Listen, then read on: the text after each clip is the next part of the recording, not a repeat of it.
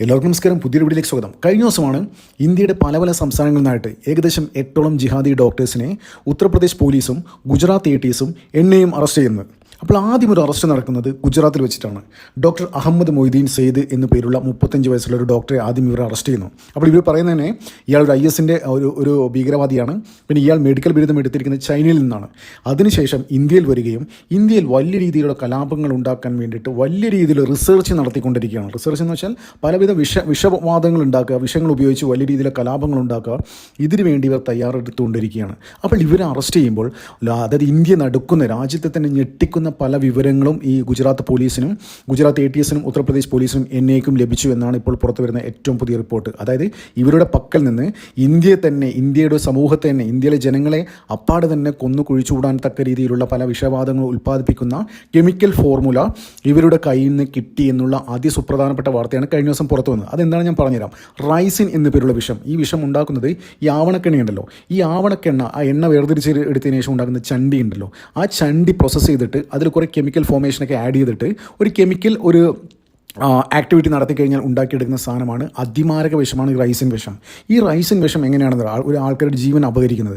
ഇത് വൺസ് അകത്ത് ചെന്ന് കഴിഞ്ഞാൽ ഇതിന് പല പല വേരിയൻസ് ഉണ്ട്. അത് ലിക്വിഡായിട്ട് ഉണ്ടാക്കാം, ഇതിന് ഫ്യൂംസ് യൂസ് ചെയ്യാം, അത് പുക ഇതൊക്കെ ഉണ്ടാക്കിയിട്ട് ഒരു ആൾക്കൂട്ടത്തിനിടയിൽ ഒരു പുക സൃഷ്ടിക്കുക.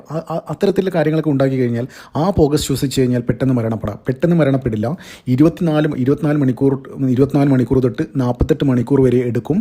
ഇത് ശരീരത്തിൽ പ്രവർത്തിച്ചിട്ട് ശരീരത്തിൻ്റെ എല്ലാ അവയവങ്ങളും അത് ഡിസ്ഫങ്ഷനിങ് ആക്കും. പെട്ടെന്ന് കുഴഞ്ഞു വീണ് മരിക്കും. അതായത് പെട്ടെന്നായിരിക്കും അവയവങ്ങളൊക്കെ നിലക്കുന്നത്. അത് 24 മണിക്കൂറും 48 മണിക്കൂറും എടുത്തിട്ടാണ് സംഭവിക്കുക. ഞാൻ നേരത്തെ പറഞ്ഞില്ലേ, ഈ വിഷത്തിന് ഒരുപാട് വേരിയൻ്റ് ഉണ്ട്. അത് വേണമെങ്കിൽ പല ഭക്ഷണത്തിൽ കലർത്തി കൊടുക്കാം, പല ഇഞ്ചക്ഷൻ വേണമെങ്കിൽ ഒരു ഡ്രോപ്പ് മതി. സയനൈഡിനൊക്കെ വെല്ലുന്നൊരു സാധനമാണ്. ഒരു ഡ്രോപ്പ്, അതായത് ഒരു മില്ലി ഇതിൻ്റെ എത്രയോ അംശം കുറവ് അകത്ത് ചെന്നാൽ പോലും വലിയ രീതിയിലുള്ള പ്രശ്നങ്ങൾ, അതായത് മരണപ്പെടുന്ന കാര്യത്തിൽ ഒരു സംശയമില്ല.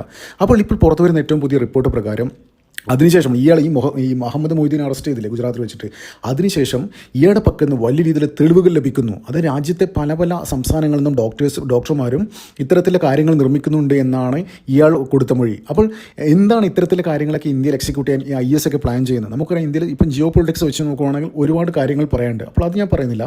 ഈ സമീപകാലത്ത് ഏകദേശം ഒരു 10 വർഷം, ഒരു 5-6 വർഷത്തിനിടയിൽ സംഭവിച്ച ഒരു കാര്യം ഞാൻ പറഞ്ഞുതരാം. അതായത് നമുക്കറിയാം, ഈ ഏഷ്യയിൽ നിന്ന് ഏറ്റവും കൂടുതൽ ISലേക്ക് പോകുന്ന ഇന്ത്യയിൽ നിന്ന് ഏറ്റവും കൂടുതൽ ISലേക്ക് പോകുന്നത് കേരളത്തിൽ നിന്നാണ് പോയിരിക്കുന്നത്. അപ്പോൾ ഈ അടുത്ത കാലത്ത് റാഷിദ് അബ്ദുള്ള എന്ന് പറയുന്ന ഒരു തൃക്കരിപ്പൂരിക്കാരൻ, അത് കേരളത്തിലെ കാസർഗോഡ് ജില്ലയിലെ തൃക്കരിപ്പൂർ എന്ന് പറയുന്ന സ്ഥലത്തിലെ ഒരു ജിഹാദി ISലേക്ക് പോയി ഇപ്പോൾ കൊല്ലപ്പെട്ടു. അപ്പോൾ അയാളുടെ ഒരു വലിയ വോയിസ് കേരളത്തിൽ വലിയ രീതിയിൽ ഇപ്പോഴും മാധ്യമങ്ങൾ യൂട്യൂബിലൊക്കെ കിടപ്പുണ്ട്. റാഷിദ് അബ്ദുള്ള വോയിസ് എന്നൊക്കെ അടിച്ച് നോക്കിയാൽ നിങ്ങൾക്ക് കാണാൻ പറ്റും. അപ്പോൾ അയാൾ പറയുന്നത് വെച്ച് കഴിഞ്ഞാൽ, കേരളത്തിലെ ഈ ജിഹാദി മൈൻഡ് സെറ്റിലെ ആൾക്കാരോടാണ് പറയുന്നത്, അത് നിങ്ങളിങ്ങനെ വലിയ രീതിയിൽ ഇവിടെ കാഫിറിൻ്റെ ഒരുപാട് സംഭവങ്ങൾ നടക്കുന്നില്ലേ, തൃശ്ശൂർ പൂരം, ശബരിമല, അപ്പോൾ അവിടേക്കൊക്കെ ആൾ കൂടുന്ന ഇടയിലേക്കൊക്കെ ഇങ്ങനെ ട്രക്ക് ഇടിച്ച് കയറ്റുക, പിന്നെ അവിടെ ഭക്ഷണം ഇങ്ങനെ കമ്മ്യൂണിറ്റി കിച്ചൺ അങ്ങനെയുള്ള അമ്പലങ്ങൾ അവിടെയൊക്കെ കൊടുക്കുന്നതിൻ്റെയൊക്കെ വിഷം കലർത്തുക, ഇത്തരം കാര്യങ്ങളൊക്കെ പറയുന്നൊരു വോയിസ് ഈ ISലേക്ക് ചേക്കേറിയ റാഷിദ് അബ്ദുള്ള എന്ന് പറയുന്ന ജിഹാദി അന്ന് പുറത്തു വിട്ടിരുന്നു. അപ്പോൾ കേരളത്തിലെ പല പല വാട്സാപ്പ് ഗ്രൂപ്പിലൊക്കെ ഇത് വലിയ രീതിയിൽ ഫോർവേഡ് ചെയ്യപ്പെട്ടിരുന്നു വെച്ചാൽ അതിന് ഇൻറ്റൻഷൻ, അതായത് വലിയ രീതിയിൽ ആൾക്കാരെ അറിയിക്കാനും വേണ്ടിയിട്ടും പിന്നെ ഇവരുടെ ആശയം പ്രചരിപ്പിക്കാനും വേണ്ടിയിട്ട് തന്നെ ഇത്തരത്തിൽ വലിയ രീതിയിലുള്ള ഇതൊക്കെ ഇവിടെ നടന്നിട്ടുണ്ട്. അപ്പോൾ ആ ഒരു സ്ട്രാറ്റജി തന്നെയാണ് ഇന്ത്യയിലെ പല പല സംസ്ഥാനങ്ങൾ അവർ എക്സിക്യൂട്ട് ചെയ്യാൻ പ്ലാൻ ചെയ്തത്. അത് സുപ്രഭാതത്തിൽ ഇവർ കുറച്ച് നാളായിട്ട്, ഏകദേശം കുറേ നാളായിട്ട്, ഏകദേശം 3 വർഷത്തോളമായിട്ട് ഈ ഡോക്ടേഴ്സിനൊക്കെ വലിയ രീതിയിൽ നിരീക്ഷിച്ചുകൊണ്ടിരിക്കുകയായിരുന്നു ഈ നമ്മുടെ സുരക്ഷാ ഏജൻസികളൊക്കെ. അപ്പോൾ എത്രത്തോളം ഇവരുടെ കമ്മ്യൂണിക്കേഷൻ, ഇവരുടെ റൂട്ട് എത്രത്തോളം ഉണ്ട് അറിയാൻ വേണ്ടിയിട്ട് ഇങ്ങനെ ഡിലേ ആക്കിക്കൊണ്ടിരിക്കുകയായിരുന്നു. അവർ ക്ലോസ്ലി മോണിറ്റർ ചെയ്യുന്നുണ്ട്. അപ്പോൾ എല്ലാം തെളിവ് സഹിതം തന്നെയാണ്. ഇപ്പോൾ അടുത്ത കാലത്ത് കഴിഞ്ഞ ദിവസം അറസ്റ്റ് ചെയ്തത് തെളിവ് സഹിതം തന്നെയാണ്. അപ്പോൾ ഇവർ ആരൊക്കെയായിട്ട് കമ്മ്യൂണിക്കേറ്റ് ചെയ്യുന്നത്, അങ്ങനെയുള്ള എല്ലാ കാര്യങ്ങളും ഡീറ്റെയിൽസ് ഇവർക്ക് വേണം. ഒരാൾ ഇപ്പോൾ ഒരു അന്വേഷണ ഏജൻസി, ഫോർ എക്സാമ്പിൾ എന്നെ ഒരു കേസ് അന്വേഷിച്ചുകൊണ്ടിരിക്കുമ്പോൾ ഈ അന്വേഷണത്തിൻ്റെ ഭാഗമായിട്ട് മിഡിൽ ഇപ്പോൾ ആരെങ്കിലും വന്ന് ചാടും, അതായത് എന്തെങ്കിലും ചെറിയ തെളിവ് ഈ അന്വേഷണത്തിൻ്റെ ഭാഗമായിട്ട് കിട്ടുവാണെന്നുണ്ടല്ലോ, അതിൽ പിടിച്ച് കയറുമ്പോൾ ചിലപ്പോൾ മനസ്സിലാക്കും അതായിരിക്കും വലിയ സംഭവം. അപ്പോൾ ഇവരൊക്കെ ഈ റൂട്ട് എത്രത്തോളം ഉണ്ടെന്ന് അറിയാൻ വേണ്ടിയിട്ട് ഇങ്ങനെ മാക്സിമം വെയിറ്റ് ചെയ്തുകൊണ്ടിരിക്കും, അവരെ ഫോളോ ചെയ്തുകൊണ്ടിരിക്കും. അപ്പോൾ അങ്ങനെ ഈ ഡോക്ടേഴ്സിനൊക്കെ ഫോളോ ചെയ്തുകൊണ്ടിരിക്കുകയായിരുന്നു. അപ്പോൾ എന്താണ് ഇവർ ഉൽപ്പാദിപ്പിച്ചെടുക്കുന്നത്, അത്രയും കാര്യങ്ങൾക്ക് ഒരു ക്ലിയർ ഐഡിയ ഉണ്ടായിരുന്നില്ല. അപ്പോൾ അതൊക്കെ വ്യക്തമായി അന്വേഷണ ഏജൻസികൾക്ക് കിട്ടി, അങ്ങനെയാണ് കൈയോടെ പൊക്കിയിരിക്കുന്നത്. അപ്പോൾ ഇവർ കൊടുത്ത മൊഴി പ്രകാരം ഇവർക്ക് വലിയൊരു നെറ്റ്വർക്കുണ്ട്, ഇന്ത്യയിൽ തന്നെ വലിയ ഈ ഡോക്ടേഴ്സിൻ്റെ ജിഹാദി മൈൻഡ് സെറ്റുള്ള ഡോക്ടേഴ്സിൻ്റെ നെറ്റ്വർക്കുണ്ട്. അപ്പോൾ ഇവർ ഓൾറെഡി ഏകദേശം 25 ലിറ്ററോളം ഈ റൈസിൻ വിഷം ഓൾറെഡി ഉൽപ്പാദിപ്പിച്ചെടുത്തു. അത് ഒരു സ്ഥലത്ത് നിന്നല്ല, ഇന്ത്യയിലെ പല പല സംസ്ഥാനങ്ങളായിട്ട്. അത് എന്ത് ചെയ്തു എന്നില്ല, എന്തൊക്കെയാണ് അത് ഉപയോഗിച്ചിട്ട് എന്തൊക്കെ ചെയ്തു എന്നില്ല, വരും ദിവസങ്ങൾ അതിനെക്കുറിച്ചുള്ള പുറത്ത് വരും.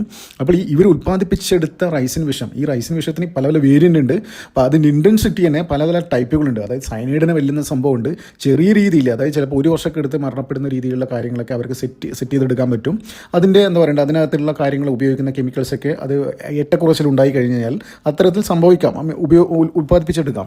അപ്പോൾ ഏത് രീതിയിലുള്ള സംഭവമാണ് ഇവർ ഉൽപ്പാദിപ്പിച്ചെടുക്കുന്നില്ല, വരും ദിവസങ്ങളിൽ പുറത്ത് വരും.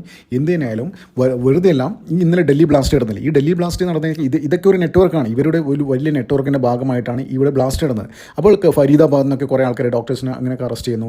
അതായത് ഏകദേശം 2800 കിലോഗ്രാം RDX ഇതൊക്കെ ആയിട്ടാണ് ഇവന്മാരെ പിടിക്കുന്നത്.